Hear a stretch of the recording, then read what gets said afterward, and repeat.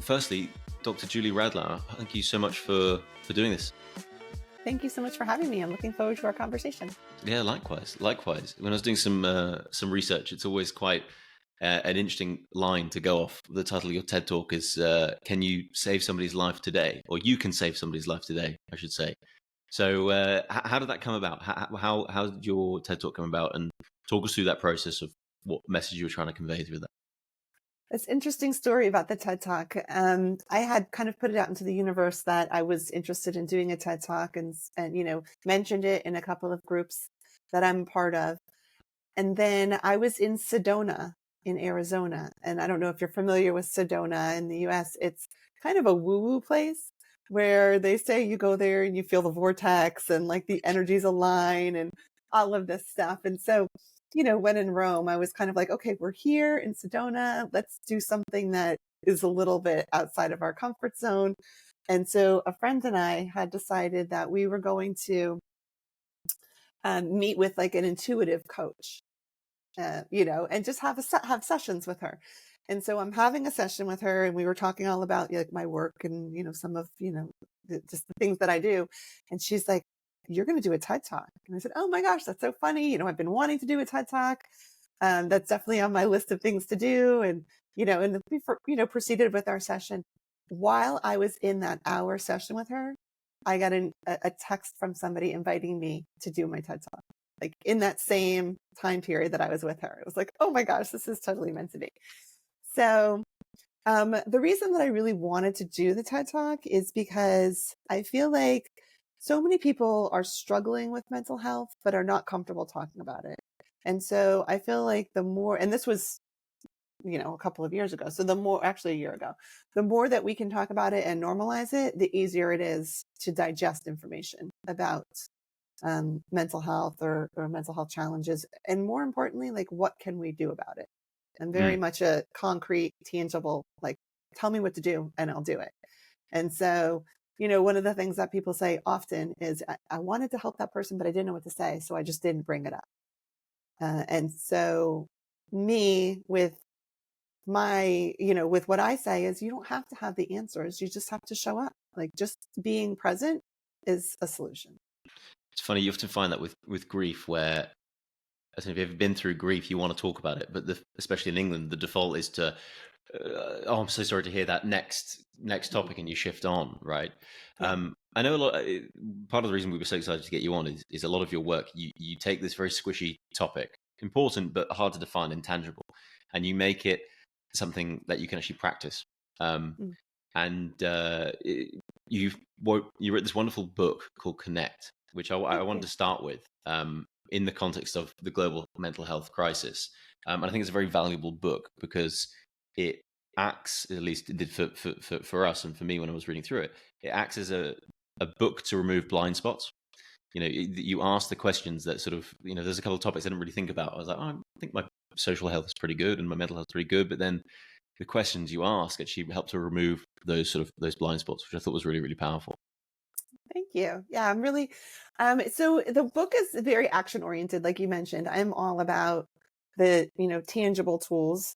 When you look at the data around, I'm a researcher. So when you look at the data around people who are struggling with their mental health or people that are struggling with connections, 20% of the population really needs formal mental health treatment, where you need to see a psychiatrist, a doctor, medication, therapy, because of trauma you've experienced.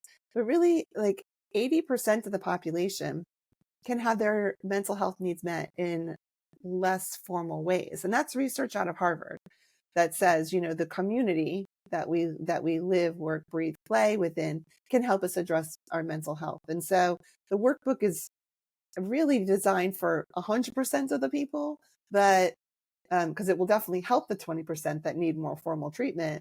But it's for the 80% that are like, these are things that you can do every day that will impact your mental health, like very concrete, tangible tools. Okay, wonderful. So can we dive into that? Because I think that's news to a lot of people, that 80% figure that is actually in your control. I think, especially, it's so funny. We often, as I'm talking, I feel like things are linked to previous episodes we've done, and we speak a lot about physical health and this whole tangent around there's so much in your control you can do for your physical health, and actually with your mental health, there's the whole theme of a lot of it's genetically determined, and that shows that the research actually that's not true. So if we focus on that 80% figure, what can we actually do to foster better social and mental health? I mean, there's so many things that you can do. The research that I really have landed on is what I call the social influences of mental health. And so those are the social aspects of your life that you can actually impact. So social connections, social support, social capital, social media, and social inclusion. And the book is designed with those 5 chapters in mind. And each chapter has 20 different activities that you can do to impact that influence. So in the social connections chapter, there's 20 activities that you can do that will help you build social connections. Can you give us an example of one from each bucket, perhaps? Maybe if we start with Sure. social capital or social support. Let's start with social support, because I think that's Okay. the first chapter of the book. Sure. Well, so just also to explain about the book, in the beginning, you take an assessment, and the assessment looks at each of those 5 different areas of your life. And there's not a right or a wrong. It's about, you answer these questions about social support. Like you mentioned, you answer the questions about social support and you say, you know what, this is actually an area where I need to do a little bit of work. So now let me focus on that chapter. And so some of the questions around social support that, you assess during that is, if you were not feeling well, who would make a meal for you? Or if you really needed to talk to somebody and get some advice, is there somebody that you could talk to? Or who do you celebrate holidays with? Maybe like is there somebody you could call if you want to just have a good time with somebody? So like those kinds of questions. So you think about like, if I'm living by myself and I'm really not feeling well, is there somebody I could call? If you're living with somebody, you would hope that that person would kind of like, make you some soup or something. But so it's just assessing that. Now you could look at it and go, you know what? I don't really have somebody in my life that could make soup for me, but I'm okay with that. And if you're okay with that, then we're good. But if you feel like it's an area in your life that's lacking, well, then that's something we should focus on, and then you can look at the book and the different activities in the workbook that can kind of help you assess your supports and build supports if you need them. Yeah, I think that the sort of zooming out a bit, I was thinking about what I liked so much about the book, and I feel like it makes a lot of unconscious things conscious. Yes. I don't think people consciously try to view their social life, and actually they just go on default and be like, yeah, my friends are my friends. I was at uni with them or whatever it was, college, and I haven't really questioned it. And I Mm-hmm. think as you move into sort of as you go through adulthood, it takes more conscious viewing to really foster that, and it becomes this active thing. Absolutely. I think that's a really good point is, again, if we can take control over it, well, how do we do that? So there's 9 different science-based elements that help you take control of your connections and support. And so like one of them is intentionality. So if I am being intentional about focusing on creating support in my life, well, it's going to happen. If I pay attention, another one is proximity. If I pay attention to the people just in my circle, whether it's the doorman at my apartment or, the person who sits in the next cubicle from me at work, by proximity, those people are potential supports or potential connections. And so just kind of recognizing that. My favorite is reciprocity. I feel like that's something that everybody can do is like be the thing that's missing in your life. So if I'm feeling lonely, isolated, and I reach out to somebody else and provide support for them, first of all, that altruism has benefits for me. So that makes me feel better because I'm helping somebody else. And then secondly, because I did something nice for them, if I needed something, the theory of reciprocity states they would probably do it back. Can we double click on that? Because I think Yeah. I think we could do a whole episode just on reciprocity. Yeah. How did you come to that notion? And yeah, how did you get there? That's interesting. Um, I'm curious. yeah. So, I mean, really what I've done is researched on, there's so many studies about how to build connections, how to build support. Reciprocity is a big foundation for social capital is, if I do something good for you, you're going to turn around and do something good for me. If I'm looking for a job and I call you and say like, hey, Ben, can you help me get a job? You're like, absolutely. What can I do for you? And I'll say, what I really need is blah. And you're like, got it, done. And that's that reciprocity piece. So recognizing that there's, theoretical evidence that does work to build connections, then that has to be one of the elements that we use when we're trying to build a foundation for connection, support, capital, all of the things. I enjoyed reading it because I think it needs a little bit of a rebrand. I think when people hear reciprocity, it's like, well, I'm giving to get, and actually, I feel like it's not the spirit of the idea. The spirit of the idea is you're just giving without any view of getting back. I mean, Adam Yes. Grant wrote a lovely book on this called Givers and Takers.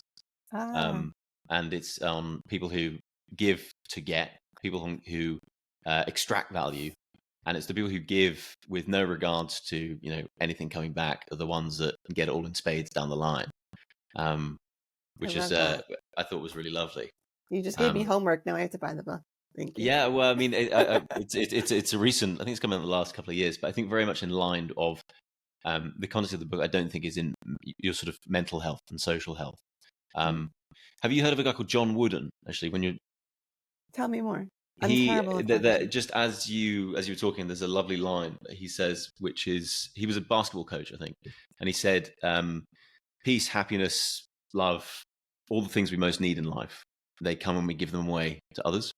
I love that. Which I feel like is very in line with this reciprocity piece. I think it's so important. But how do you build the, I guess, courage? You're trying to use some of your vernacular, which I like. How do you build the courage to actually go first and give what it is you most need, especially when you're feeling not too hot? I know that is definitely a thing. A lot of these steps that we have to take require courage, which was that was really a big theme in my work, because it's really difficult to ask for help. And I don't know why it's so hard in our society, but it is really difficult to ask for help. And so taking that leap of having the courage to do it. But I like what you said about, being a giver without expecting anything in return. Then really, I'm not vulnerable at that point. I'm just giving. You know what I mean? Like, I'm not expecting anything in return. So that's a nice place to be, So I don't think maybe that doesn't take as much courage. Yeah. To just take it as being a giver. Yes. That's a nice solution, I think, for people who really struggle with asking for help. Yeah, that's a lovely reframe. Actually, you're right. Yeah, it takes the pressure off of that's the end. I'm just there's no expectation here. Yeah. I think it's that belief element though. If you're not feeling too good and you want, I don't know, more social connection or a support network, you give that to a friend, but perhaps not wanting it back can give you the courage that you want that back, right? And if I'm somebody who feels like I'm feeling really lonely or isolated and I don't feel like I have people to turn to, you know what? My grandmother is at home alone right now. Let me reach out to her, to be nice to her, to connect with her. What it's going to do is it's going to make me feel better, because I reached out to my grandmother, and also I just spent time with my grandmother. So it's twofold. I get the benefit of the altruism, and as well, I've just connected with somebody when I was feeling lonely. So it kind of works both ways there. There's a lovely evolutionary lens through this where it's I believe it.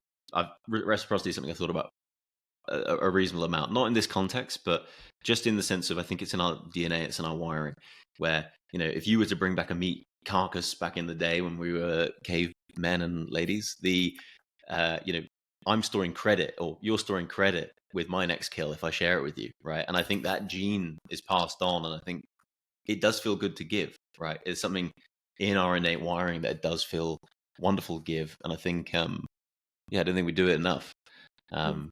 Yeah. So how did you come up with this? I know you've been researching this topic for a while, and it's a very coherent framework in the book, right? As you said, the five, I guess I call them pillars for lack of a better word, of how you foster this. How did you come up with the pillars in the first place? That's an interesting question, because I often wonder how I did that as well. Like, where did I come up with these ones? But I think part of it came because of research that I was doing around how our systems work, or how our systems that are there to support people with their mental health, our behavioral health systems, they result in people getting immediate support. Like, in the moment, we can stabilize the situation, but typically people end up coming back into services after they've completed. And there's a high, what we call recidivism rate. And so I really was like, what is going on in our systems that we can support people when they're really struggling, but then 3-6 months later, they come right back into care. How do we get ahead of the problem? And I mentioned that in the TED Talk, the quote by Desmond Tutu is, we want to go upstream and stop people from falling into the river. How do we get ahead of the mental health challenges? And so that's where I landed on the social aspects of our lives that we have some control over. And so there was a significant amount of research around social inclusion. We know what's happening with social media and how that interrupts our ability to have, contact with people, and social connection, social support, and then social capital. I was doing research at the time about social capital and social support with inequities in systems. And so it kind of just all came together based on what are some of the biggest identifying challenges for people who are struggling with their mental health, which is connection, support. We know social media impacts people. There's a decent amount of research around how our support systems have shrunk over the past decades. We used to have 3, what we call strong ties or close ties, and now we have 1.5. I don't know what a half a tie is, but 1.5 people. And so that over a course of several decades, that's a big decrease. And so, for me, if you can expand the diversity of the opportunities for people to be your connections, which is where social inclusion comes in, then you have a greater likelihood of having more support around you. So they all kind of just fell into place. Well, I mean, I think it's cool, and I really really liked the pillars. I'd love to dive into social. The thing is, the problem with speaking to you, there's a lot of interesting tangents, and so I want to double click on the tangent, but also go back to social capital. Just on that quickly, in your book, you had there's this lovely there's a lovely bit from the science, which is the time it takes from an acquaintance to become a soft acquaintance. And then can you tell us more about that? Right. So it comes down to hours, really, which people are not aware of. It's the number of hours that you spend with somebody that helps them become somebody who's more, like closer into your circle. And I think that that's interesting. One of the things we live in a time these days where we just really want instant gratification. Like, I met this person, they seem really nice. They're my new bestie, but we haven't put in the time. We don't really know that person and we're not invested in them. And so the more time you spend with people, the closer relationships you build over a certain amount of hours, and you can call them less than an acquaintance, more than an acquaintance, and now a friend, and then more than a friend, and now a bestie. And so working at, recognizing that we have to work at relationships and work at friendships, I think is part of it too, is, you're not going to meet people right off the bat and they'll be, your absolute best friends. But when you invest time, effort, energy in people, then there's a greater likelihood that they actually will definitely. I think turn out to be good friends. Definitely. I mean, I wanted to, before we dive into the other ones, I wanted to frame it with that because it really shocked me how long it was, digital time. I think it was something like 90 hours from the first an acquaintance to a regular acquaintance. Like 90 hours. And then I go through my list of friends. I'm like, who have I? Like, that's a lot of time. It's a lot of time, right? And you think about we have friends from, say grade school or something. Well, that's somebody that you've put in time with through the years. And so that makes a big difference.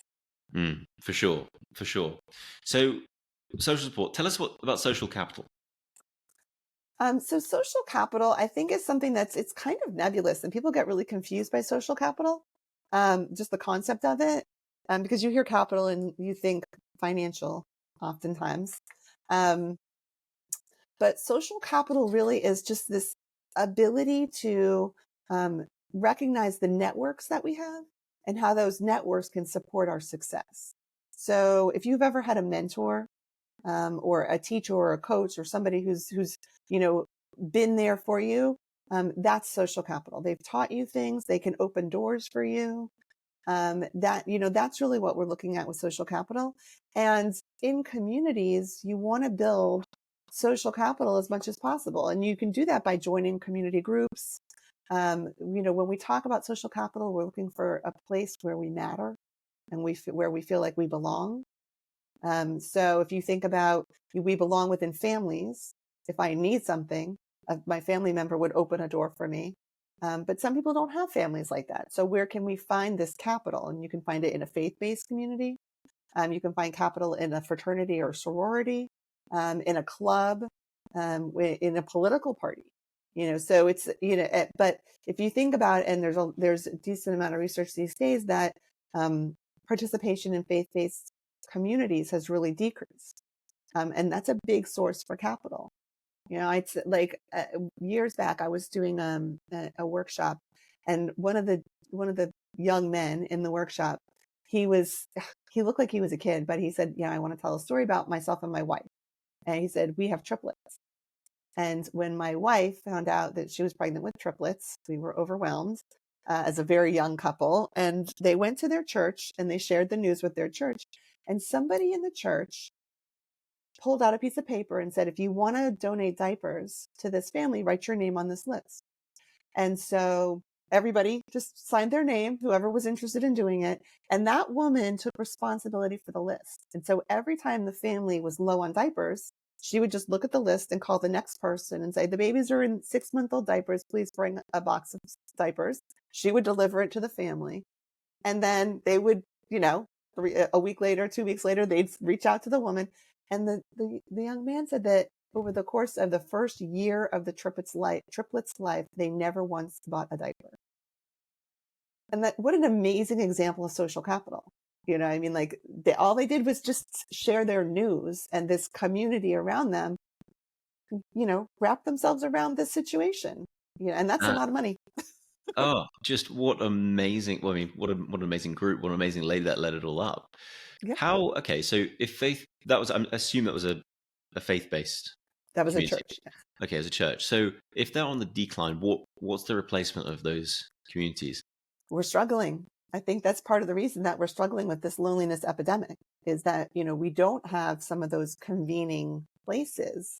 I don't know about in UK. I know in the US, it's been documented that people don't physically go to church as much as they used to. And when they do go, it's the older people that tend to go, but the younger generations, not so much. And so we can see that participation in faith-based communities is declining, which is going to result in further loneliness, isolation, and probably ultimately anxiety and depression. And so it's something we need to be concerned with, is, creating opportunities for community groups. If it's not going to be faith-based, that's okay. But having a place where you feel like you belong is something that's really important. Yeah, it's such an interesting point. Like, how can you go about actually replacing or, having a substitute for an entity like a church? I mean, it's almost a very grand task to even attempt, right? But I know in the UK we have a sports group. I mean, it doesn't have to be something so formal. If you think about it, if you were part of a soccer team or football team, whatever you guys call them, football, part of a football team, and you said, "Oh, my wife and I are pregnant," there's likelihood that people on that team would say, "Well, let's have a baby shower," or like it's just that sense of belonging that's important. I know. My only hesitation is context shapes behavior, and I think the epitome now, after hearing that story, is your church example. So that's the epitome of wonderful example of giving and being part of a community.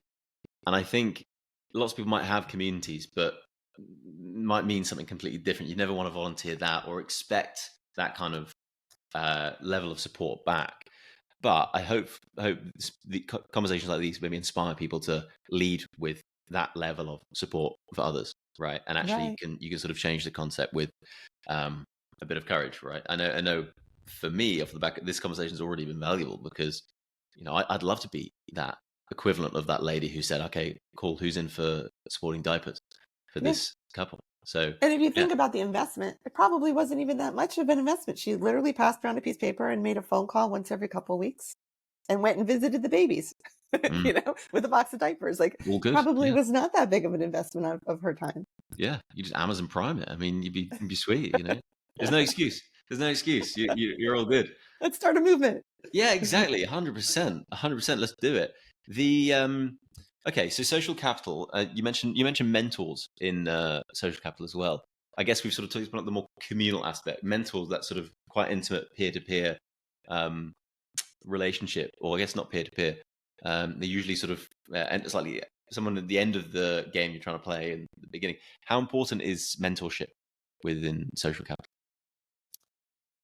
Mentorship is one of the avenues that you can use to garner support, to have somebody who can open doors for you and teach you. It's not the end all be all, it's an option. Some people prefer group, some people prefer individual. I highly recommend that everybody have a mentor, because we have so much to learn, and so when I was early on in my career, I had several mentors, and now I mentor several people.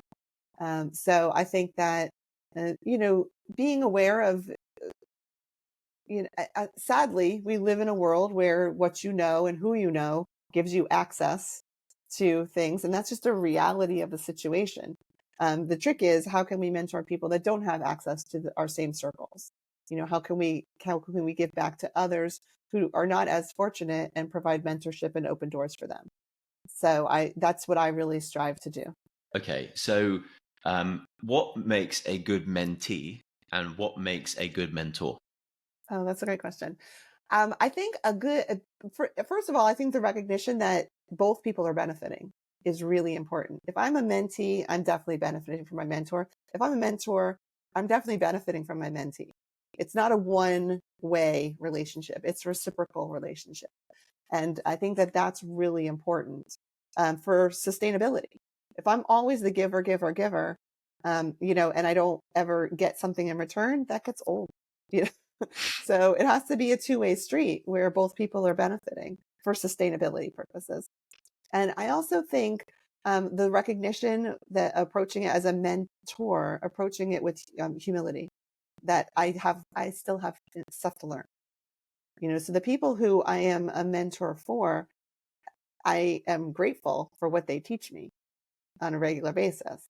I also think that when you're the mentee, it's really important to do what you say you're going to do to maintain. Like, if somebody opens the door for you, then you need to walk through that door properly.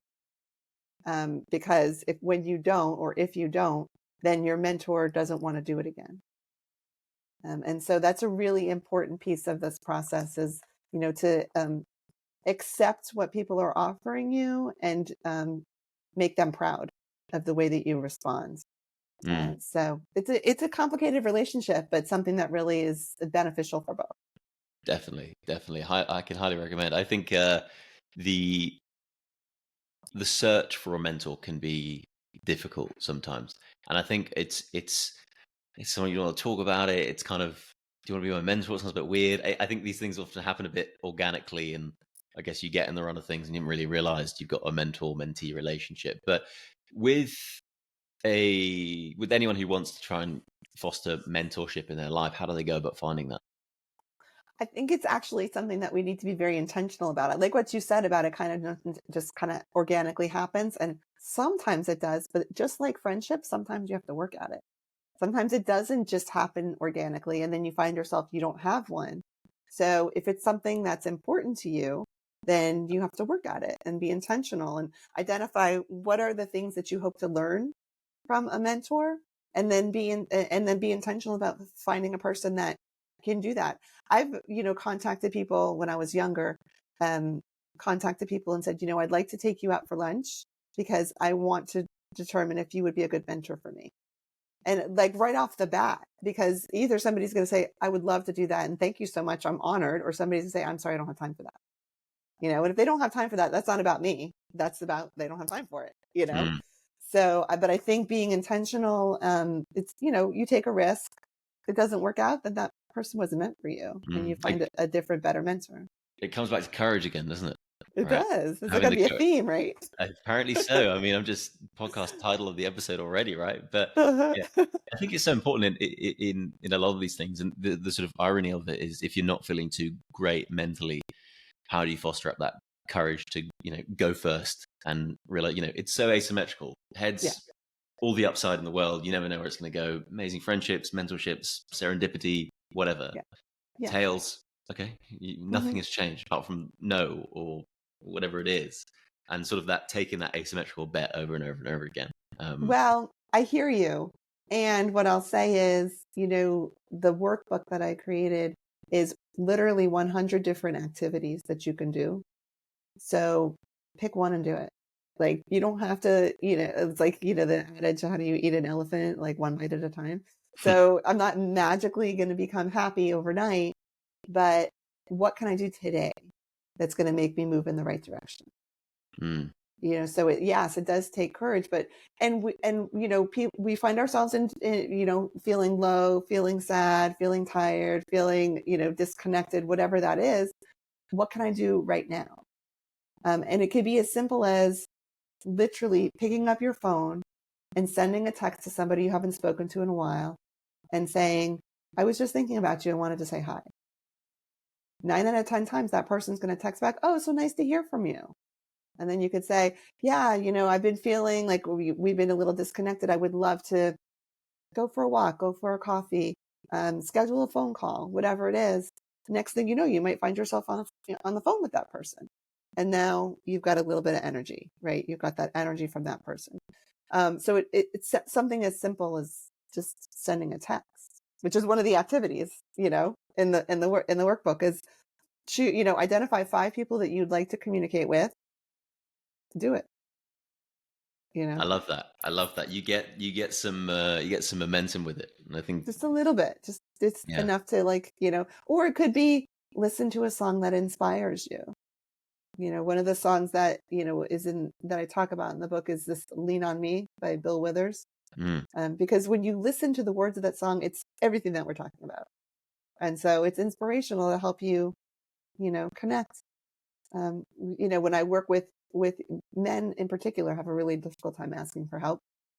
And so when I work with groups of young men, we practice saying 3 words. I need help. That's it. I need help. I need help. If It you feels weird. received a text from a friend of yours and they said, I need help, what would you do? Oh, cool, straight away. I'd freak What out. can I do? Yeah. What can I do? Yeah. But it's like such a brazen thing to say, I need help. Is it? I mean, it's 3 words. I know. I think actually, why do you think? I mean, even saying it out on the podcast, like, as soon as you said that, men struggle. I was like, okay, well, I've got to say it now. I need help. Even saying it out loud, it's I can feel some sort of pull. Like, don't say that. Why do you think men struggle to say those words? I mean, women do as well, so it's not only a male thing. Just to okay, so you feel better. But yeah, yeah, it is. It's hard to ask. It is really hard to ask for help. There's not a lot of science around that. I don't think we've figured out what is so difficult about it, other than to say recognition that it is difficult. It's a sense of being vulnerable. There's definitely pride involved. When you take different cultures into consideration, Black men in particular have a really difficult time asking for help. So it's complicated, and we recognize that. But you know what? The more you practice it, the easier it gets. And so that's why practicing it, is a positive thing. Worked with a group of young teenage Black males, and we practiced I need help. We started a chat group with all of them, and one time during the week, each one of them had the assignment of saying I need help to the group, and explaining what they needed help for. And when they came back to report what happened, they had all leaned in with each other. They had all, I need help getting to school. The boy got 4 people saying, I'll come pick you up on my way. Little things like that, where it's like the more we become comfortable with it, the easier it gets. But we just have to practice it. It's like a muscle. Yeah, your whole book's like a gym for social social and mental health. It really is, in a nice way. It's reps in the right direction from like a broad across broad. I keep calling them pillars. You don't call them pillars. Influences. I call them influences. Same thing. Sorry. Same thing. I was like, there's a word for it. I read it earlier. What was the word? Influences. It's the 5 social influences. You spoke about how easy it is just to ping off a text, get some momentum going. How this group set up a WhatsApp or a text group, right? So tangent into social media, which is one of the 5 influences. Tell us about how social media plays a part. Social media, it's so challenging. Social media has many positives and negatives. And so we're not throwing the baby out with the bathwater, not saying, oh, just go off of social media, you'll be fine, because that's not reality in our current world. But are there things that we can do every day that can help us manage our social media so that we are happier and healthier? If I go on my, if I scroll on social media and everything I see is news, car accidents, whatever the thing, then how do I feel when I'm finished looking at social media? And then recognizing that what I see and hear impacts the way I feel in my body. Do I want to change something about that? How can I change? How can I unfollow the things that I'm following and change the algorithm to show me things that bring me joy? And then cutting back and the certain hours and all of the things that we already know.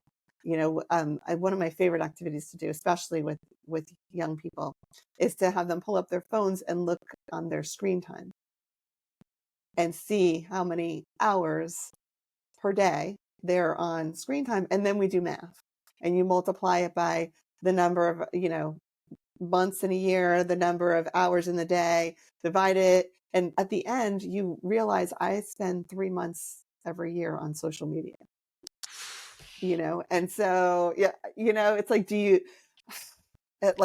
is that okay with you? And for some people, they're like, you know what? I use social media for GPS every day. My phone, so I use social media for GPS. I work, so I'm on Zooms and whatnot on my phone. Yes, I'm fine with 3 months a year because it's a project. It's part of what I do every day. And there's not a right or wrong. It's what's good for you. Are you okay with what you decide? There's no judgment there. You do you. No judgment, but an awareness of the opportunity cost with your one life. Yeah, I think is valid. Yeah, I was, working with the CEO of an organization. He said he saw his number and he said, that's it. I'm not doing this anymore. And he decided I'm not looking at my phone on the weekends because I'm with the people who I want to be with. And then I had to texted him a couple of days later, coincidentally on a Saturday, and he didn't respond. And I was like, oh, that's so incredibly rude. How did he not respond to me? And then on Monday he responded and said, I'm not on my social media on the weekends. Thank you very much for that. Yeah. So it's interesting, someday pull up your phone. If you look in the book, it's, on page 94, I'm looking at the book right now, where it walks you through the mathematic calculation, and look and see what your number is and then say, is this okay with me? I work a lot on my phones. That's fine. Or I don't, and I'm going to put this thing away. I battle with it. It bothers me because everyone can point to the times when it's been great. And also everyone can point to the sort of doom scrolling and how much that detracts. And I think everyone looks at this as like a trend where we're all going one way, getting more consumed by devices. I think it's a cycle, and I think there's this rumbling, it's getting ridiculous, and there'll be a pushback the other way. Gen Z have adopted this thing, I can't remember what they call it, but it's essentially like cyclical cycling between a smartphone and a dumb phone, which I thought was brilliant. And I'm like, I'm going to clone that, see how that goes for a while. Take my dumb phone out and play a bit of Snake. And exactly, right? If you have to push a key 3 times in order to send a text, it makes it a little bit more difficult. It's not sexy, is it? There's no dopamine hit from that. Right, exactly. I want to get off it. It makes me feel like an ape with my big thumbs, and it's not good. Yeah. I mean, one of the things that really is like very telling is, when you look at data around all of the things connections we have in our life, how much time we spend with our friends, how much time we spend with our family, how much time we spend doing things with our peers, how much time we spend, what were some of they all are going in a negative direction. We spend much less time. And simultaneously, when you look at the increase of anxiety, depression, isolation, they are all going up. And there's this intersection of like when all the numbers really start going down and when all of the numbers really start going up, and it's 2012. And you wonder, so what happened in 2012? And it was the invention of the smartphone. So it wasn't exactly social media. It was the smartphone with all of the colors and the notifications and the portability of it and your cameras on it, and everything came on this one device. And that's really what caused all of the decrease in how much time we spend face to face. So surely that's a problem. I mean, you said no judgment and all this, and I get that, but surely there should be some judgment there. Well, you got to judge yourself. It's not up to me to judge you. You do you. If like for me, I genuinely don't know how I drove pre-GPS because at this point, I don't know if I could arrive anywhere without using GPS. So, and I do travel quite a bit, so I recognize this number is, it's not an accurate number. So I can look at this and say, oh, I spend 3 months. Well, how much of my time do I actually spend using GPS when I drive 5 hours a day? So you have to look at it and say, is this accurate? For sure. I think, just sort of round that topic, imagine the time, whatever you spend on social media, if you spent a quarter of that to fostering with people you love and those connections you want to do, how would that tilt the balance of a life you want to live? I don't know. Yeah, absolutely. Tell us about social inclusion. This one was, for me, I tried to sort of get my head there before I read it, and I was really off. So yeah. What do you think it was? I was struggling to see how it was different to social capital. But then obviously as I read it, I was like, oh, okay, I get it. But I was like, social inclusion, is this my communities? Is this, essentially, is this my mentor? Like, I don't know. Okay. So social inclusion is really about kind of like this overall awareness about what's happening in our world and does it impact my potential to build connection, support, capital? What are my beliefs around the people around me? And does that make my circle smaller? And so when we can learn to expand our diversity, we can learn so much more about ourselves. If everybody, and we do activities like, who are the people that you turn to at work? Who are the people in your community? Who are the people in your neighborhood? Who are the people that come to your home? Who do you watch on television or on YouTube? What do they all look like? And if everybody is white, I'm saying that because I'm white and you're white, so it's like, if those are the people, well, then that means that I really need to expand my horizons a little bit, and when I do that, I get such a more diverse and rich experience in this world. So social inclusion is really looking at, what are my belief systems around somebody who can't see, or somebody who is living on the streets without a home, or, somebody who's been in the armed service. What are my beliefs about that? And how can I expand my horizons to be more inclusive? Because that will open myself up for having more connection, support, capital, all of the things. 100%. I think that was an interesting one I read with, like, okay, if I was to write my own 5, I keep forgetting the word, not pillars. I want to say pillars. No, it's not pillars. Influences. I got 5 you. influences. Thank you very much. That piece of how important it was it wouldn't have come to mind as easily as it was after reading it. Sort of, it seems with 2020 hindsight, I can see how important it is. So how do we go about fostering more of that into our life? Well, I think part of why social inclusion is so important to me is because the majority of what we do is based on our culture. And people don't realize that, the way I ask for help, the connections that I have, the food that I eat, which we all break bread, so we convene over food. The way that we make decisions as a family, who's the decision maker, the matriarch, the patriarch, all of that is related to our culture. And if we don't take culture into consideration when we're trying to build support, connection, capital, we're missing the boat. We're missing the mark there. And so things like recognizing how you connect with other people based on your culture, and then also recognizing how you could do that differently or expand to do that differently.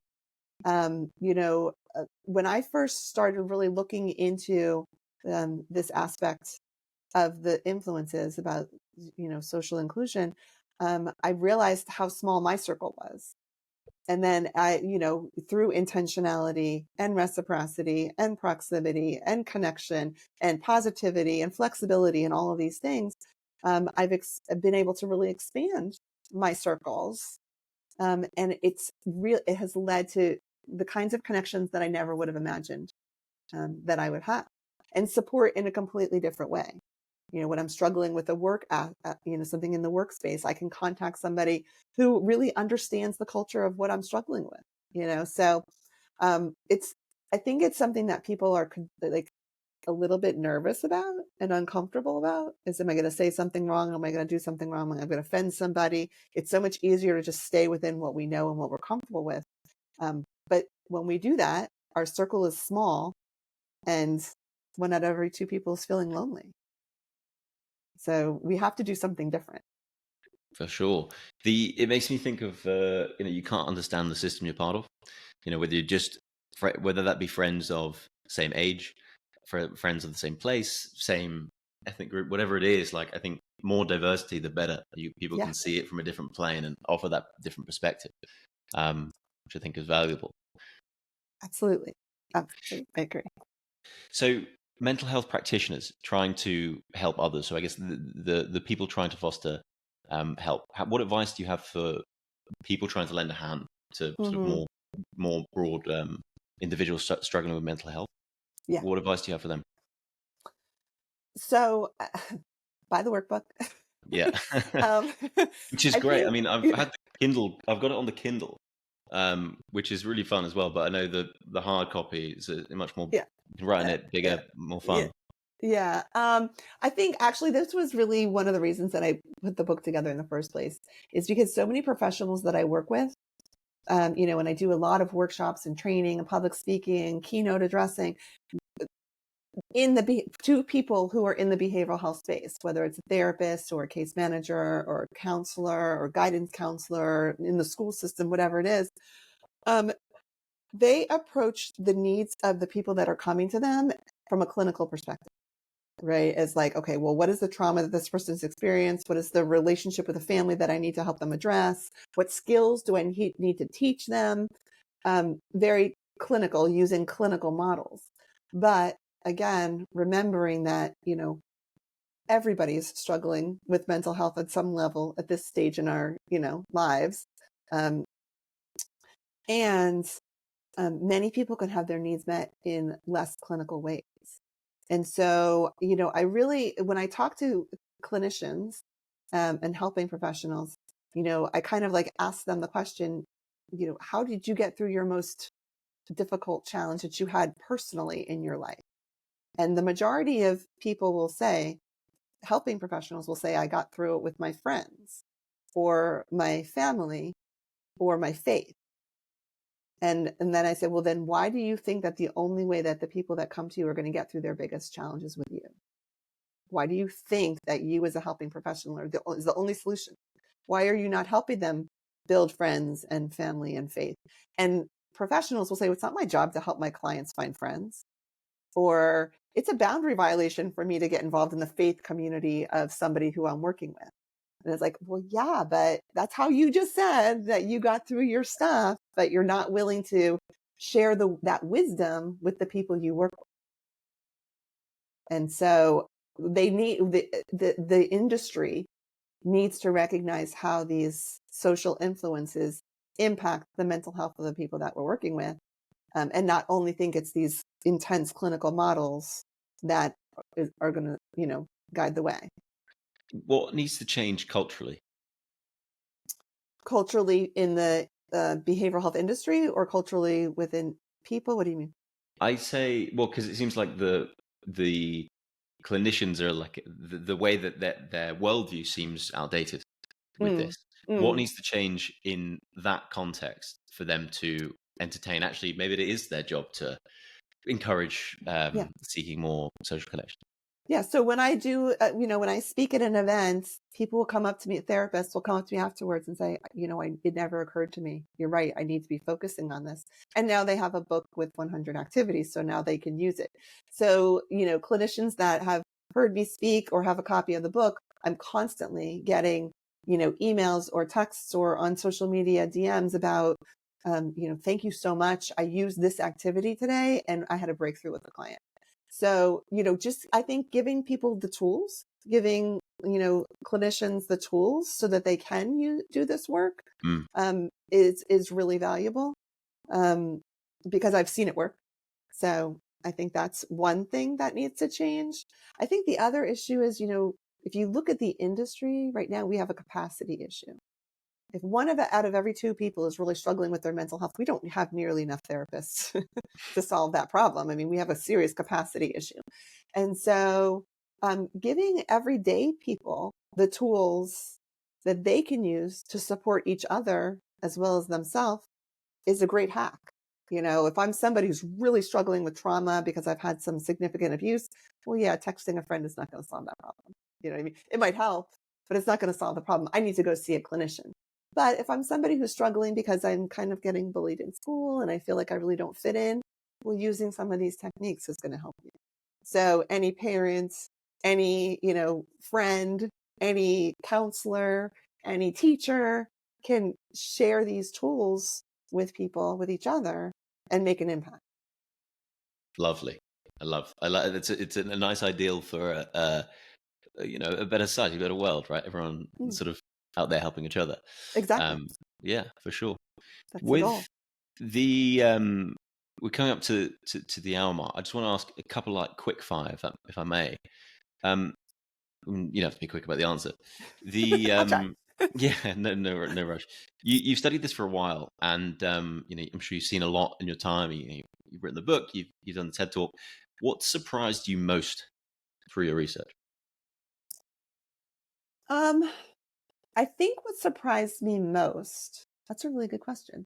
I think what surprised me most is that there actually is a lot of science behind this. It seems so simple, right? Like, oh yeah, I just need to have better friends, or I just need to make an effort to connect more. But there's science that when you don't connect, you actually die earlier than when you do connect. Or when you don't have connections in your life, it's as though you smoke 15 cigarettes a day. Or when you don't connect, you have a greater risk for cardiovascular disease and poor heart health. Or having connections helps you think faster. Like all of these physical health implications that people are not aware of. And so when you're trying to be persuasive about like, hey, you should pay attention to this stuff because you can actually make a change in your life. And I say to you, well, when you have connections, you'll live longer. Or when I say to you, when you have connections, you'll be healthier and you'll think faster. Like people are like, oh, really? I didn't realize that. And it's a little bit, it tends to be convincing, which is nice because then people pay attention. Well, I think anecdotally, everyone can relate to that off the back of COVID. You come out of lockdown, you feel like, oh, I feel as sharp. Social, I don't know what to say. You send a probe down, nothing comes back up. You're just smiling, standing there, like it's like awkward. I forgot how to do this. This is struggling. It is. For those who are listening on audio, you can't see Dr. Julie's lovely bookcase behind where she's sat. And I have to ask, with people who want to explore more of this topic, or actually in general, books that have influenced you, or any book recommendations, what do you have for our listeners? Oh gosh. Obviously your book, Connect, as well. Well, no, my book's wonderful. My book's a workbook. Like I'm gonna have to look at my bookshelf. Yeah, do. All good. Yeah. I mean, there's a couple, and if you care about social connections and you want to learn more about social connection, I love this one book by what's his name? John Levy. It's called You're Invited. And it's a really kind of cool book because what he does is he brings people together to make a meal. He's a researcher. And so he brings random strangers together, but they're not random strangers. They're like somebody's the CEO of a Fortune 500 company and somebody's a sports star and somebody who's, doesn't have a home living on the streets and somebody's a school teacher, and he brings them all together. And you have an hour, you like walk in, you're invited, you walk in and they're immediately like, you're making the salad, you're making them, and you are scurrying in the kitchen next to people and you don't even have a chance to get to know each other. And together you make this meal and then you all sit down to have the meal. And so you find out I was working right next to a billionaire who's the CEO of a Fortune 500 company, but you have this immediate bond because you worked together under stressful situations and had to collaborate. And so for the rest of your life, you will know those people. Those people will always be the people that made the meal with you. And he studies that, and he studies the science of connection around that. And I really think that that's so intriguing because, like I mentioned before, we break bread, like that's what we do as society to build connections. And so there's something about food and being with people that I think makes connections. And I'm really intrigued by that. Like, I feel like there's something there that we need to capitalize on. So that's definitely a favorite of mine. I do a lot of work in the equity space and like trying to make sure that everybody has a fair chance and a fair shake. And that, for people who haven't had the same opportunities, we figure out how to lift them up and create opportunities for them. And so I really love books that help us learn how to do that better. So one is Caste. Isabel Wilkerson is such a great book. And she compares the African American experience to what happened in Nazi Germany, to the caste system in India. And so the social inclusion piece really comes from those kinds of books, but talks about the similarities in those systems and how it continues to perpetuate inequities and ultimately, creates struggle for people. I haven't heard of those two books. I'm pleased I'm asked. You've given me some homework. I'm pleased I asked. On just riffing off Caste, the book, one you might like. I'm not sure if it's on your case, but it's relevant. It's called Believe in People by Charles Koch. No. Have you got it right there? No, I don't. I'm going to write it down. Well, it's brilliant, and he's a CEO of Koch Industries. Accomplished billionaire, all this kind of stuff. But the book is about social entrepreneurship and how he defines what a social entrepreneur is is, and he uses Frederick Douglass as one of the best examples of what a social entrepreneur was, because he found his unique gift, which was oratory, and used it to make the biggest impact he could. So it's very, very up. Actually, best book I've read this year, definitely. Really? So, okay. Yeah, for sure. I'm going to check it out. Yeah, cool. Well, Thank book you. club. We've got all good. That's right. Let's start a book club. Done.